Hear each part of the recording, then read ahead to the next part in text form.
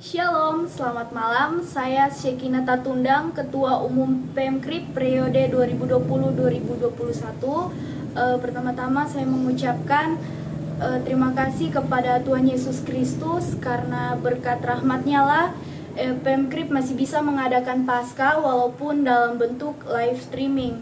Dan saya memohon maaf sebesar-besarnya karena Ketua Panitia tidak bisa hadir dikarenakan dia sakit. Terima kasih, selamat malam, shalom. Selamat malam teman-teman yang ada di rumah. Pada malam hari ini kita bersyukur kepada Tuhan, sebab oleh kasih Tuhan kita boleh mengadakan ibadah ini walaupun hanya online. Tidak membatasi kuasa Tuhan di dalam ibadah ini. Dalam rangka memperingati Paskah, kita akan memulaikan ibadah kita. Kita siapkan hati dan diri kita untuk menghadap Tuhan.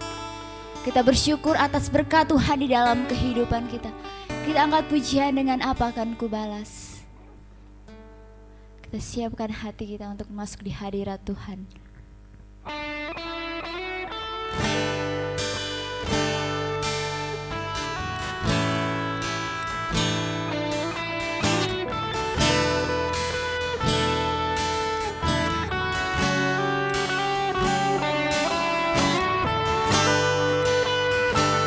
Kita sembah Tuhan.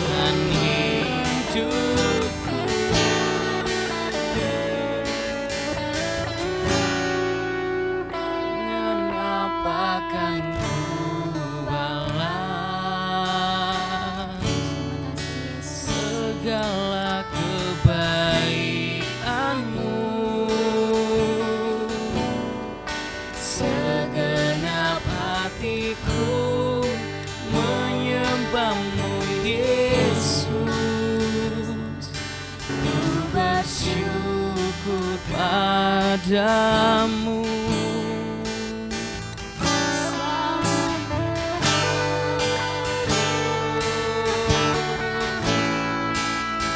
kita ulangi pujian.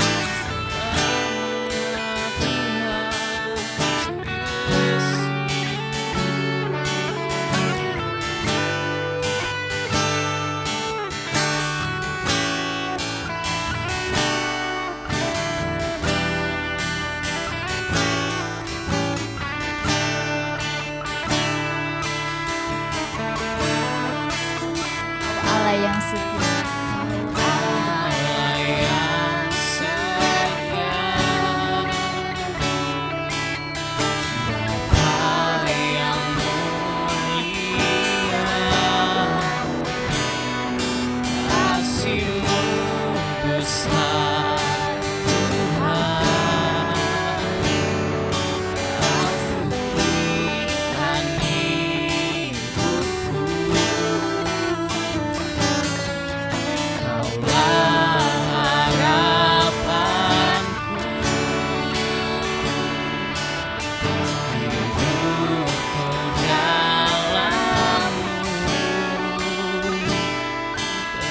Terima kasih Tuhan,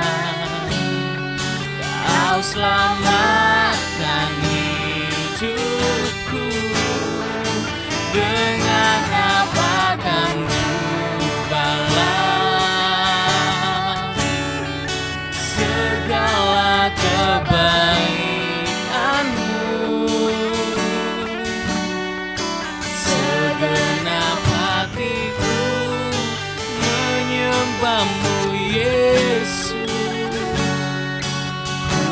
bersyukur padamu. Dengan apa kan ku balas segala kebaikanmu. Segenap hatiku menyembahmu Yesus. Ku bersyukur padamu selamanya.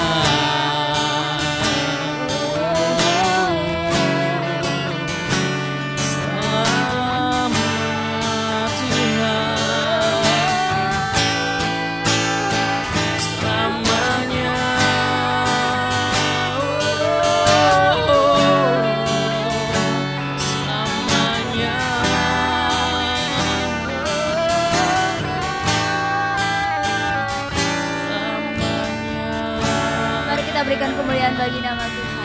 Haleluya, sebab Tuhan adalah Raja di atas segala raja. Saya harap teman-teman di rumah masih semangat untuk memuji nama Tuhan, amin. Ya, kita angkat pujian yang berikutnya, bersorak-sorai.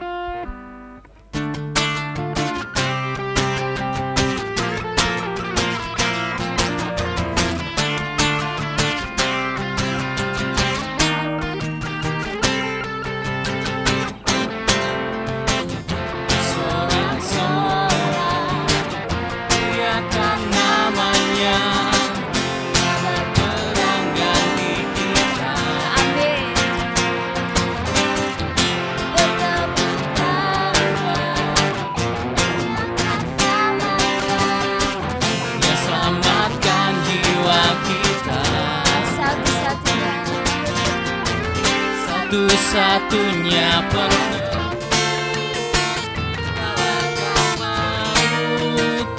bangkit dan hidup, Tuhan yang memikul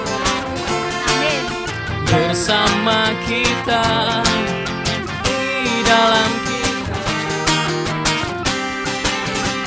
masuk dalam kemuliaan-Nya. Perlindungan dan pengharapan, Tuhan yang memberi kemenangan bersama kita di dalam kita,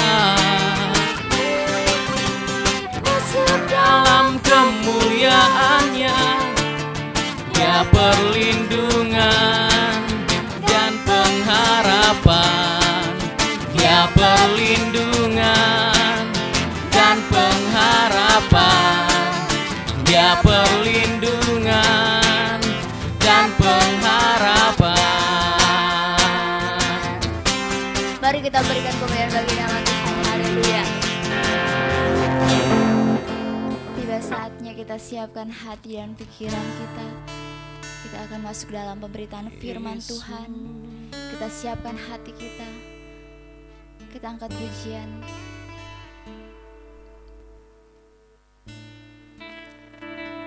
Kita siapkan hati kita. Haleluya. Berkat kemurahan Tuhan.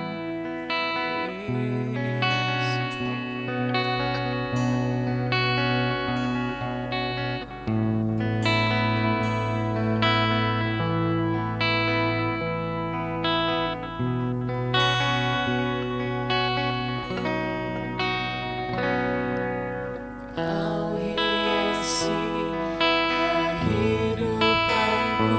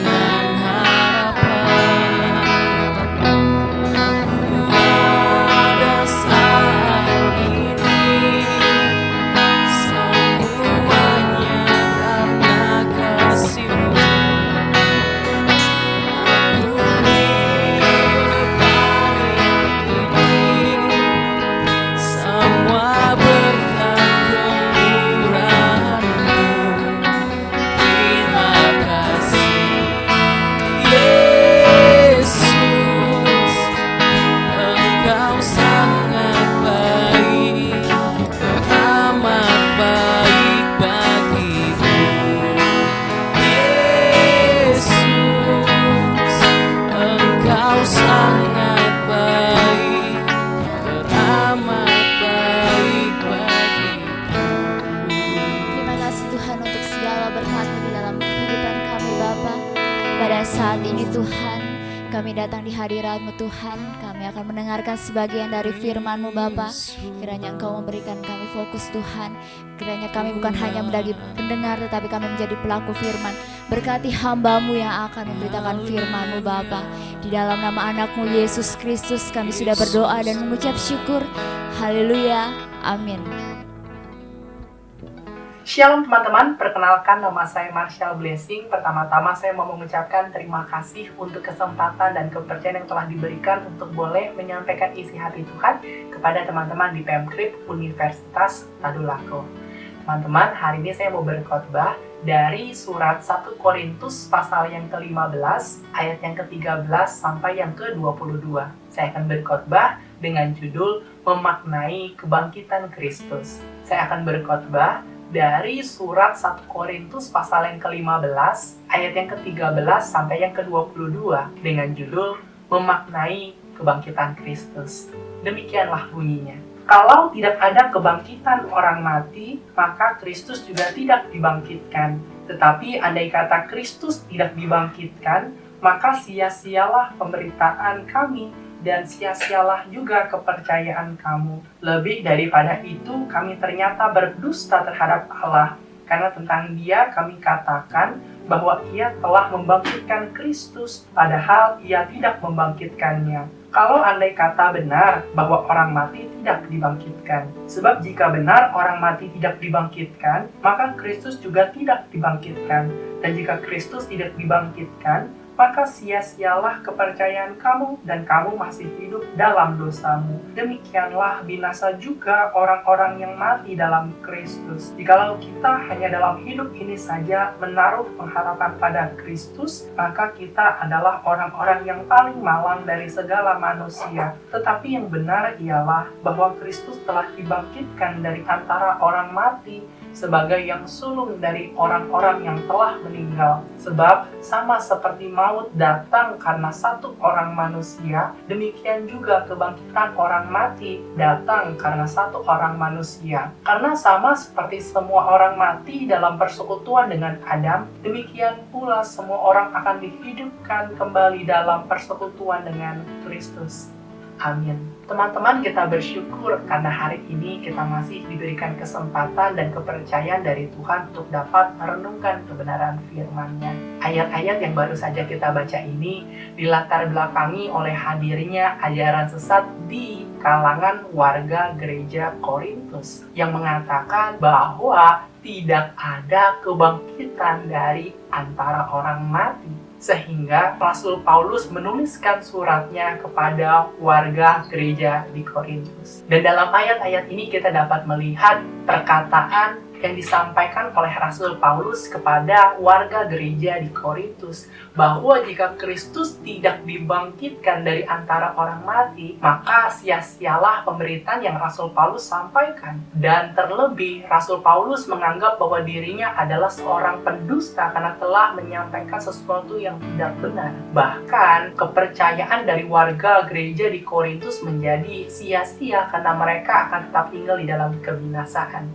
Rasul Paulus menegaskan bahwa kebenarannya adalah Kristus telah dibangkitkan dari antara orang mati. Yang hendak ditekankan dari ayat-ayat ini adalah Rasul Paulus ingin menyampaikan sebuah kebenaran bahwa Kristus telah dibangkitkan dari antara orang mati. Hal ini disampaikan oleh Rasul Paulus kepada warga gereja di Korintus agar mereka dapat memaknai kebangkitan Kristus itu dengan benar. Teman-teman, betapa pentingnya kita memaknai kebangkitan Kristus itu. Ketika kita dapat memaknai kebangkitan Kristus dengan benar, maka kita akan menjadi pribadi yang lebih menghargai setiap hal yang telah Kristus kerjakan atas kehidupan kita. Teman-teman, marilah kita memaknai kebangkitan Kristus itu dengan benar. Bagaimanakah kita memaknai kebangkitan Kristus itu dengan benar? Apabila kita membaca ayat-ayat ini dengan seksama, maka kita akan menemukan paling tidak 3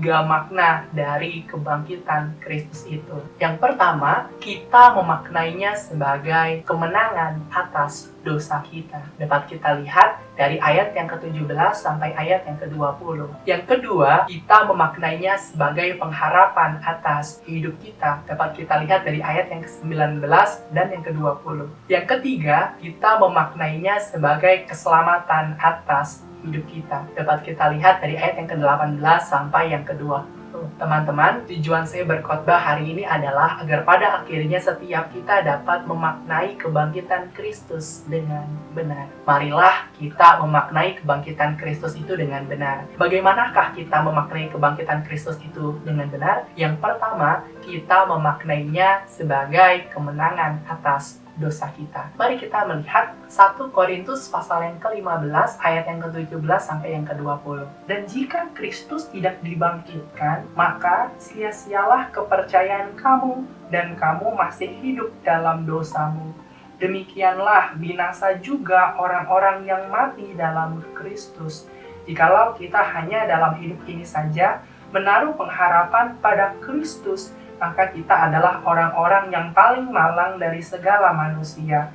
Tetapi yang benar ialah bahwa Kristus telah dibangkitkan dari antara orang mati sebagai yang sulung dari orang-orang yang telah meninggal. Bagaimanakah kita memaknai kebangkitan Kristus itu dengan benar?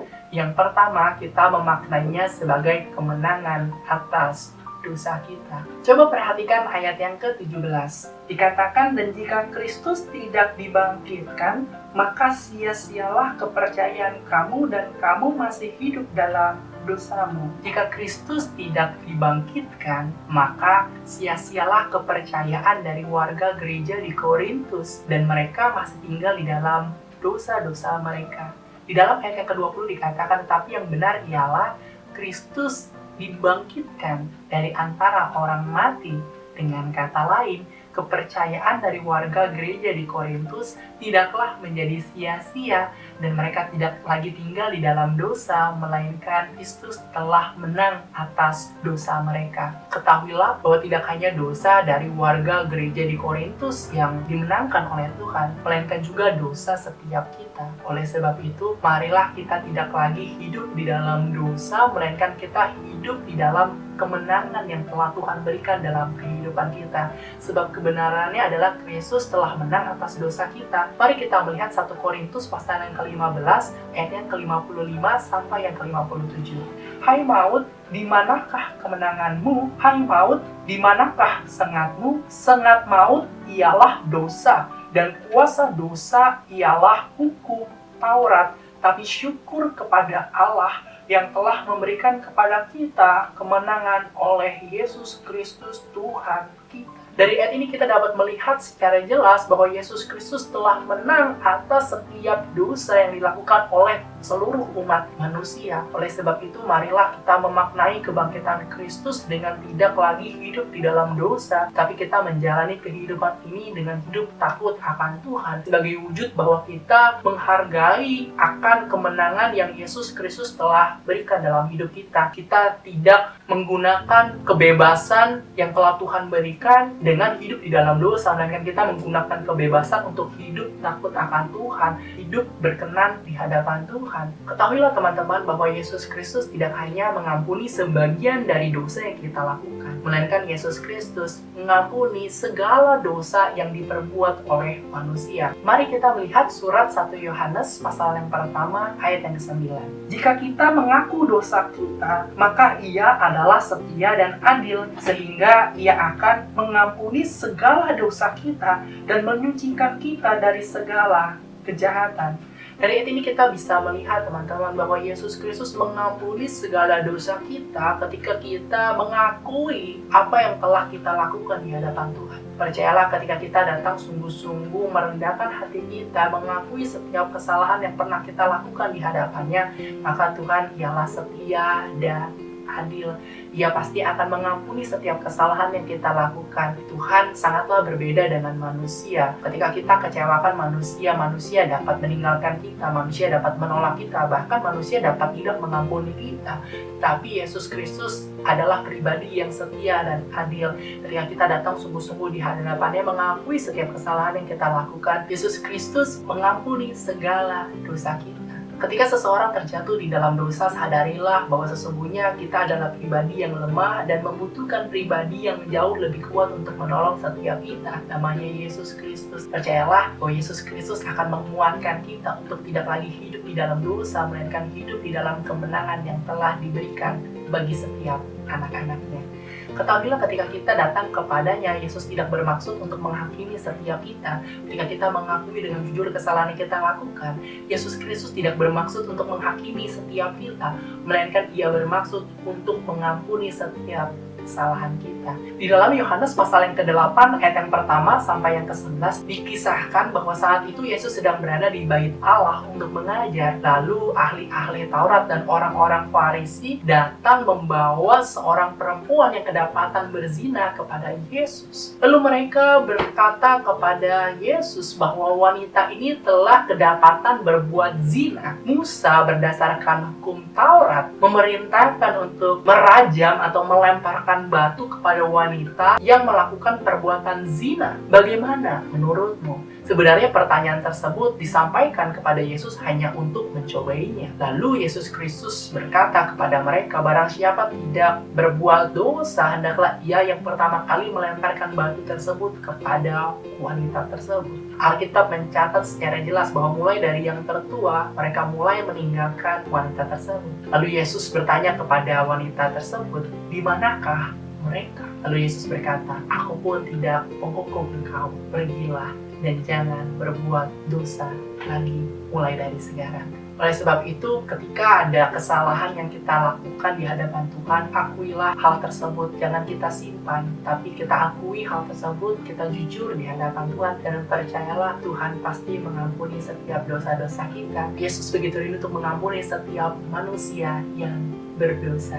Karena Kristus adalah pribadi yang telah menang atas dosa kita. Teman-teman, marilah kita memaknai kebangkitan Kristus itu dengan benar. Bagaimanakah kita memaknai kebangkitan Kristus itu dengan benar? Yang kedua, kita memaknainya sebagai pengharapan atas hidup kita. Mari kita melihat surat 1 Korintus pasal yang ke-15 ayat yang ke-19 dan yang ke-20. Jikalau kita hanya dalam hidup ini saja menaruh pengharapan pada Kristus, maka kita adalah orang-orang yang paling malang dari segala manusia. Tetapi yang benar ialah bahwa Kristus telah dibangkitkan dari antara orang mati sebagai yang sulung dari orang-orang yang telah meninggal. Bagaimanakah kita memaknai kebangkitan Kristus itu dengan benar? Yang kedua, kita memaknainya sebagai pengharapan atas hidup kita. Coba perhatikan ayat yang ke-19. Jikalau kita hanya dalam hidup ini saja menaruh pengharapan pada Kristus, maka kita adalah orang-orang yang paling malang dari segala manusia. Jika Kristus tidak dibangkitkan, maka orang-orang yang percaya kepadanya adalah orang-orang yang malang, dan mereka adalah orang-orang yang tidak berpengharapan. Tapi yang benar ialah Kristus dibangkitkan dari antara orang mati.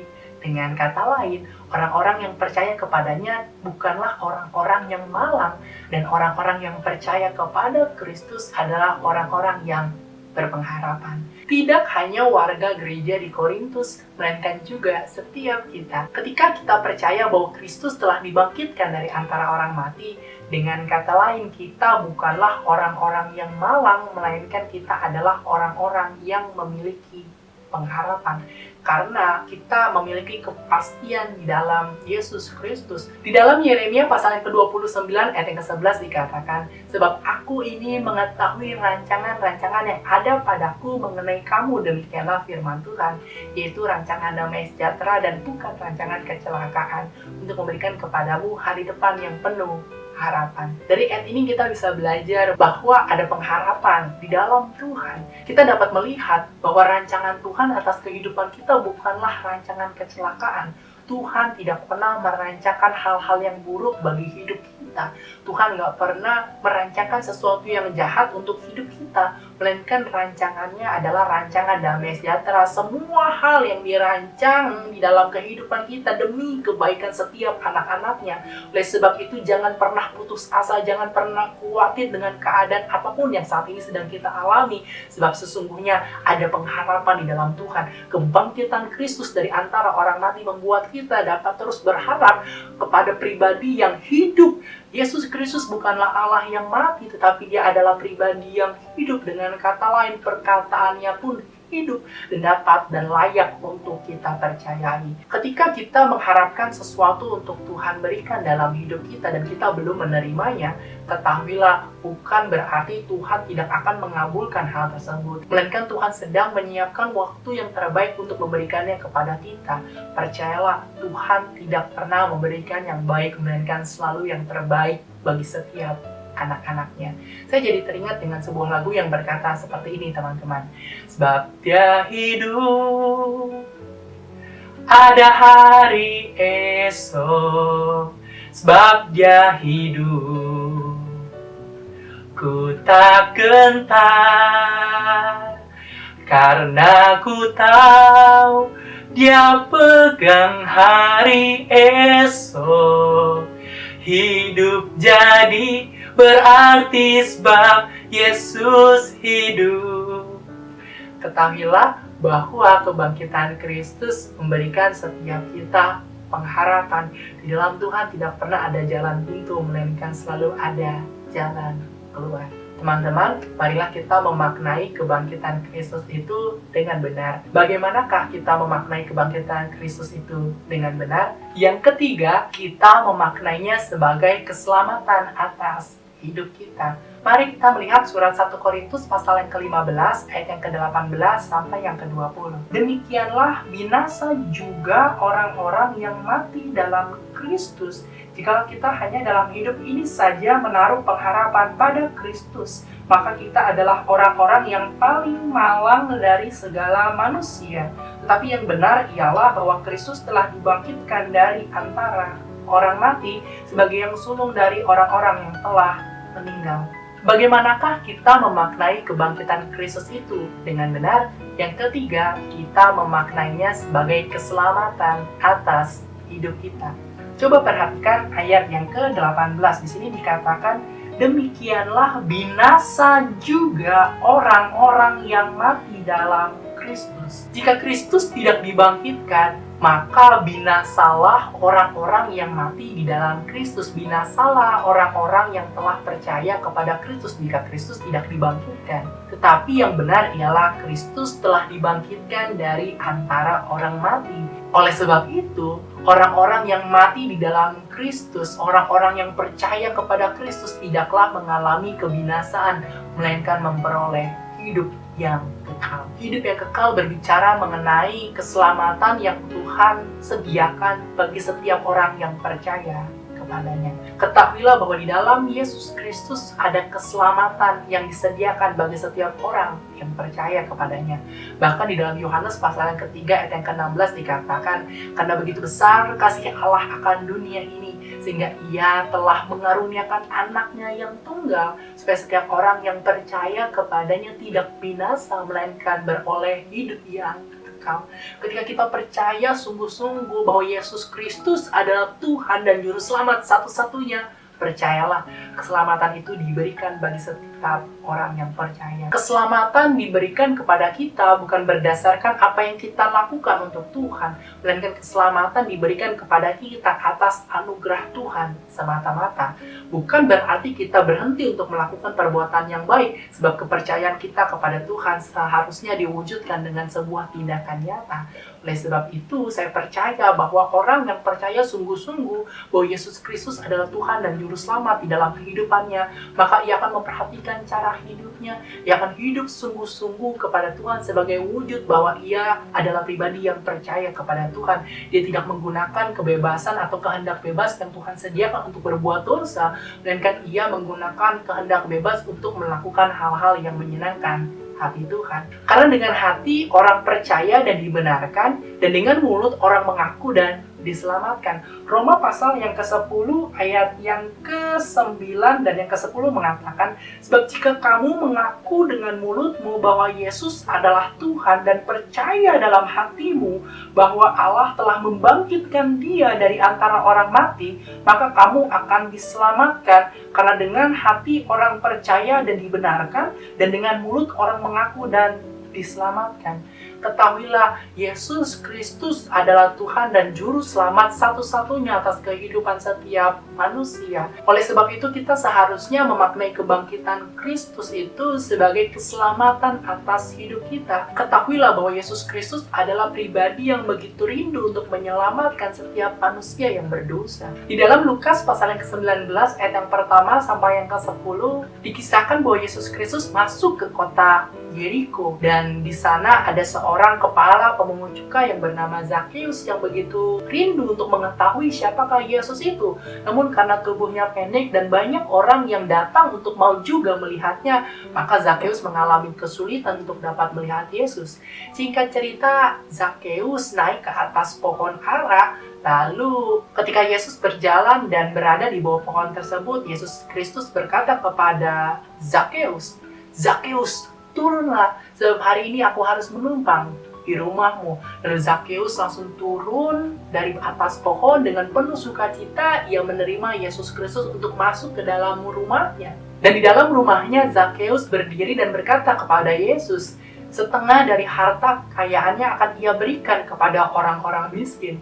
Dan apabila ada orang yang diperas olehnya, maka ia akan menggantikannya 4 kali lipat. Lalu Yesus berkata, hari ini telah terjadi keselamatan kepada rumah ini, karena orang ini pun anak Abraham. Sebab anak manusia datang untuk mencari dan menyelamatkan yang hilang. Yesus Kristus datang untuk mencari setiap manusia yang berdosa untuk menyelamatkan mereka. Oleh sebab itu kita seharusnya memaknai bahwa kebangkitan Kristus sebagai keselamatan atas hidup kita. Ada keselamatan yang Tuhan telah sediakan kepada setiap orang yang mau percaya kepadanya. Pastikan bahwa kita percaya kepada Tuhan bukan 50%, 80% atau sebagian, melainkan 100%. Kita sungguh-sungguh percaya bahwa Yesus Kristus adalah Tuhan dan Juru Selamat di dalam kehidupan kita. Dan percayalah, keselamatan pasti terjadi dalam kehidupan setiap kita. Teman-teman, demikianlah khotbah saya hari ini dari surat 1 Korintus pasal yang ke-15 ayat yang ke-13 sampai yang ke-22 dengan judul Memaknai Kebangkitan Kristus. Marilah kita memaknai kebangkitan Kristus itu dengan benar. Bagaimanakah kita memaknai kebangkitan Kristus itu dengan benar? Setelah kita membaca ayat-ayat firman Tuhan dengan seksama, kita telah menemukan paling tidak 3 makna dari kebangkitan Kristus. Yang pertama, kita memaknainya sebagai kemenangan atas dosa kita. Yang kedua, kita memaknainya sebagai pengharapan atas hidup kita. Yang ketiga, kita memaknainya sebagai keselamatan atas hidup kita. Kiranya kebenaran firman Tuhan ini membuat kita dapat memaknai kebangkitan Kristus itu dengan benar. Mari kita bersatu hati di dalam doa. Tuhan, terima kasih untuk kebenaran firman-Mu yang boleh kami dengar hari ini. Tuhan, kami percaya bahwa di dalam Engkau ada kehidupan. Di dalam Engkau ada sebuah pengharapan ya Bapa. Ada sebuah kemenangan atas dosa-dosa yang pernah kami lakukan. Hari ini, apabila ada perbuatan yang tidak berkenan yang kami lakukan di hadapan, ampuni kami ya Tuhan. Kami datang ke hadirat-Mu mengakui setiap kesalahan yang pernah kami lakukan di hadapan-Mu. Kami percaya Tuhan tidak akan menghakimi setiap kami, melainkan Tuhan berkehendak untuk mengampuni setiap kesalahan kami. Kami sadar Tuhan, kami adalah pribadi yang lemah. Itu alasannya kami sangat membutuhkan pribadi yang jauh lebih kuat untuk menolong setiap kami. Dan itulah Engkau, Yesus Kristus, yang telah bangkit dari antara orang mati. Pada akhir-akhir ini kami juga mulai kehilangan pengharapan.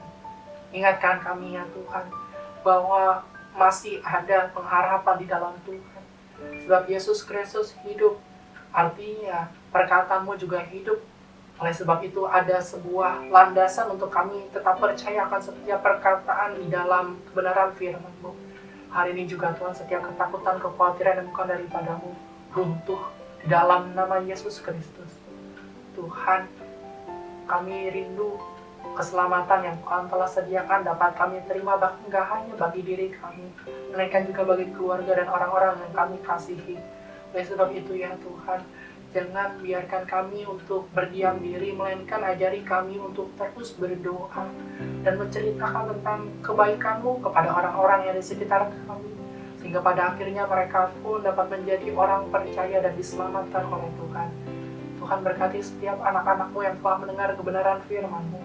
Kami tahu Tuhan, doa menembus ruang dan waktu.